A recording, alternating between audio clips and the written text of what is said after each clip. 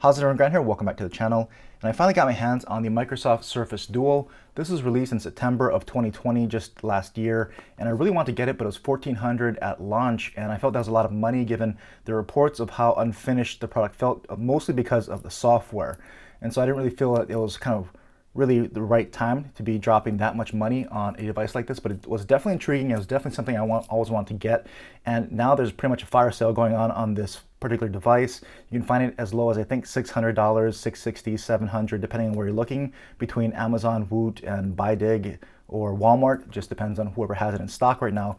But I assume that the price will continue to go down and you'll probably keep finding it as long as people still have stock and they're trying to get rid of it. So I just want to do a quick unboxing. You can see this is a Surface Duo and it's a 6 gigs, 128 gig version here.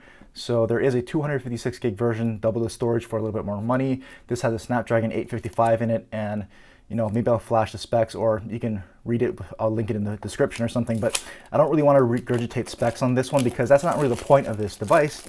This device is really mostly about, obviously, the dual screen of the Surface Duo, hence Duo, and the experience that it's going to deliver for you. And that's what I want to really evaluate here. I want to see if this particular dual screen device gives me a really good experience. How do I use those dual screens? Can I become more productive? Are they really useful? That kind of thing. I want to give you my experience with it now that supposedly a lot of software issues have been corrected. And right off the bat, this is a decently hefty device. I actually thought it was going to be probably heavier than this and actually bigger than this. This, when unfolded, is an 8.1 inch display.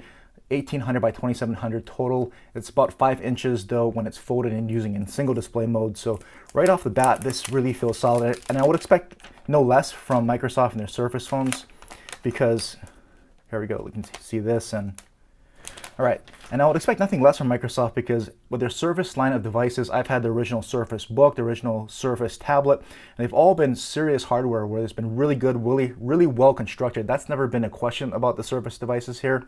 It's just been a matter of, can they get the software to work with the hardware and give you the experience that they're trying to deliver with devices like this, that's very portable, that's going to give you things like this nice, really cool hinge that's the Surface lineup has always been known for, and a really good different experience here with their hardware and Microsoft's software combined.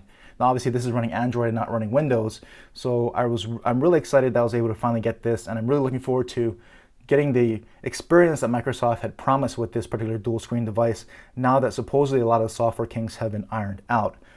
So taking a look at the rest of the box here, let's see. So we've got Surface Dual bumpers, so they give you some kind of, I guess this is a case. You can't get a full case, obviously, else you won't be able to use it, but they give you some kind of a thing where at least it gives you edge protection and you won't have to worry about it kind of at least directly touching surfaces.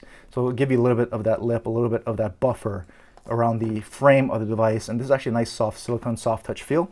So that's gonna be nice. I'll give it a try a little bit later. And we should have the charging cable and case and all that kind of stuff, but let's see. Really nice packaging, obviously, though, with Microsoft. They always do that. And you've got some eject tool there and probably some other nighttime reading and other aspects. And so you got your quick start guide, a bunch of other stuff like that. I don't think there's stickers or anything like that. So that's all the paperwork in the box. And we've got, let's see, cable here. So charging cable. So Type-C to Type-C cable, as you can see right there, USB Type-C. And this will be our charging brick. And so that's a pretty hefty charging brick. You can see Type-C input there. You've got all your wattage information, and you've got a nice retractable plug right there. So pretty hefty brick, but I would assume so would need it, being a pretty hefty device. Although I think this is only a 3577 milliamp hour battery. So really not a large capacity battery in here, which I think is going to be a concern for a lot of people powering dual screens. But we'll see how well Microsoft has optimized their software to work with this and get you the most battery life as possible. So hopefully it's at least a day off the charger.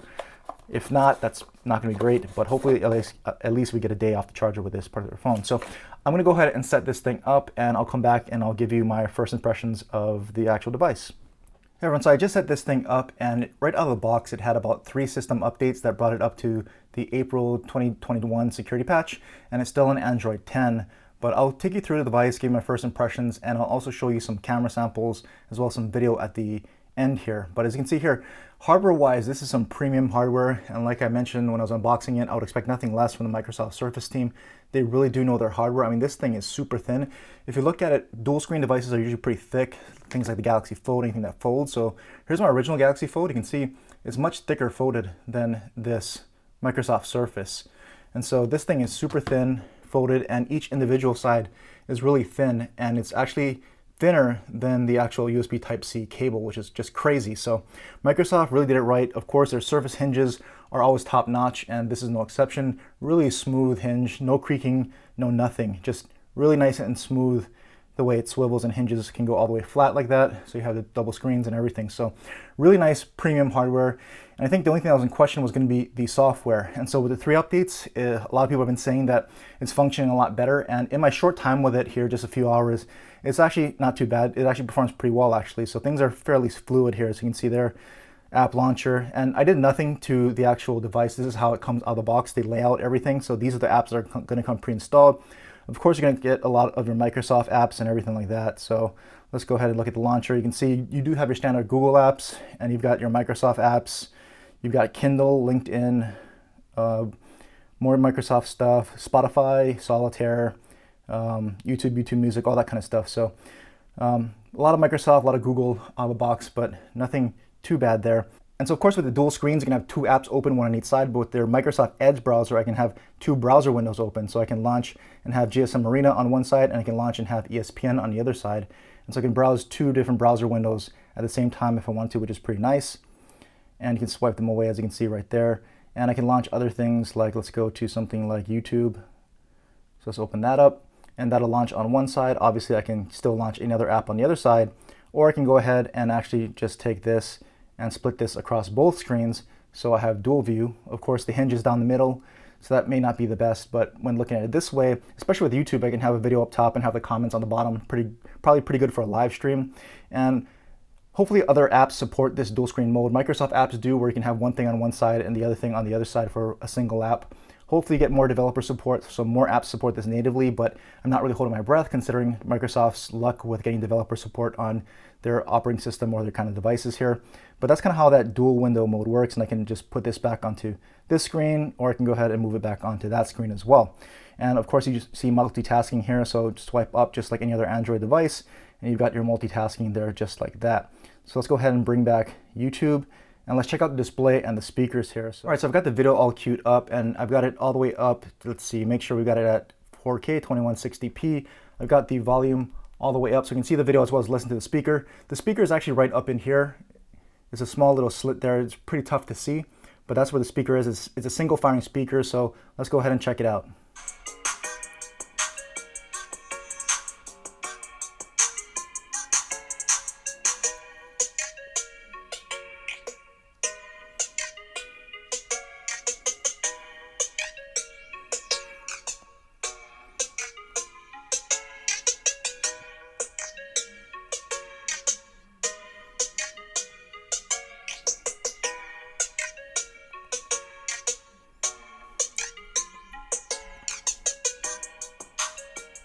So there you go. As you can see, you can flip it around and double tap and it'll continue playing what was on the previous screen. But I wanted to turn around so I could kind of hear the speaker and the volume because it's right in here. And when you turn around, it muffles it just a little bit, but it's still a fairly loud single firing speaker. And so that was the display and the speakers. And like I was showing you, it's very fast and zippy.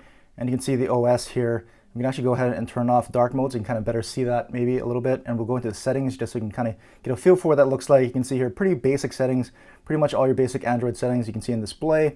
Then you have your customizations for your home screen. So all your feed and their at a glance stuff that you see on this side, you can modify that through your feed, your app drawer notifications. You can lock your home screen if you want. So a lot of basic home screen settings. Unfortunately, what you don't have is be able to kind of swipe down and get to your notification shade. At least I have not found a setting for that. When you swipe down, it brings up the search. But anyway, let's go back into the settings here. So that's display. And after that, there's not a whole lot of advanced customization features. So you're going to get a lot of your basic Android settings to access all your other things like your wallpaper and whatnot. If you look into the sound settings, you can go into here. Nothing for kind of any kind of advanced sound equalizers or anything. But I do think they have their Surface app. So if you have Surface headphones or Surface earbuds, you might get some additional controls, but I'll dig more into the settings and everything else later, and if I find anything interesting, maybe I'll make another video covering some of those things. But that's kind of basically it. The software seems to be pretty good. I haven't experienced it before, but it is fairly zippy, just moving around like you saw. The display looks pretty good, the speakers sound good, and the camera app is pretty basic, as you can see here. So we can go ahead and fold this, and we can take a look at the camera app here. So like I said, it's pretty basic. You've got panorama, you've got portrait mode, basic auto photo mode, auto video, and slow motion. That's it. So you're not going to get any kind of pro mode features where pro video or pro photo. You do have slow-mo up to 120 frames per second, and basic photo settings here, like you can see here. You can modify your photo size, auto HDR. You can record up to 4K 60 frames per second video, and you have video stabilization, all those basic things here. And nothing too fancy, and I think really this is only a 11 megapixel shooter, and there's pretty much just a camera on here to show you have a camera on this device, and Microsoft probably pretty much intended that to be primarily used for video calls, video conferencing, and just the occasional photo if you're in a pinch. So you're not going to get any crazy image quality or any kind of advanced camera features, and because there is only one camera sensor on here, if you want to take a selfie, you flip it around, and there's a sensor, and it'll auto detect that motion and flip the screen over here so you can take your selfie, and if you flip it back around, you can go back to acting like a rear camera. But that motion seems to be working pretty well. I was able to trick it a little bit, but flipping it this way seems to be pretty consistent and not too bad and pretty snappy. I was able to trick it by going this way sometimes. Sometimes it'll work, sometimes it'll fail. I think if you just keep going fast enough, it'll eventually do it. But for now, at least in this video, it seems to be working pretty consistently. And I heard that was a problem for a lot of people before, so that seems to be working a lot better this time around. And so let's go ahead and pull this box over here and let's test the shutter because it's pretty slow. I've taken some photos, and as you can see, tap and it just took the photo. So let's tap again, and then it just took the photo. So tapping and waiting for the shutter to actually act, it's pretty slow. So overall, the shutter lag is a real thing with this thing. And as you can see from these images here, the photo quality isn't anything to write home about, as you would expect. They're not prioritizing camera or image quality. But even for basic usage, it's not very good. A lot of images aren't exposed properly, and anything other than ideal lighting conditions, it has exposure issues. Shutter lag, definitely, as you saw, it can take up to 3 seconds to shoot a photo. Sometimes it's quick if the scene is fairly simple. It's probably trying to decide how to take the photo, what it needs to do. And so the actual algorithms that are processing the camera image are really increasing that shutter lag really bad, where it can take 3 to 5 seconds for the shutter to go off. So hopefully Microsoft can address that, because that's, to me, poor for even average camera or just basic camera usage. So let's go ahead and end this video on some selfie video, because that's probably what Microsoft wants you to use this camera for, is for video conferencing, video calls. So I'll just go ahead and end this with a sample of some selfie video just so you can see and listen to the audio and what that sounds like and looks like here. Hey everyone, so like I said, I want to end this video with some selfie video footage so you can see for yourself what the video and audio sounds like.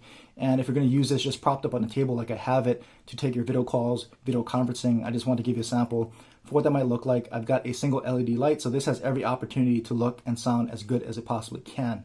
And so like I was saying before, I think the Surface Duo hardware is top notch, and the software seems to be much improved from what I've heard from other people. The performance is pretty good. I don't really have any complaints about basic usage there. But the camera quality, I mean, it's not, I didn't think it was going to be great, and it's really not.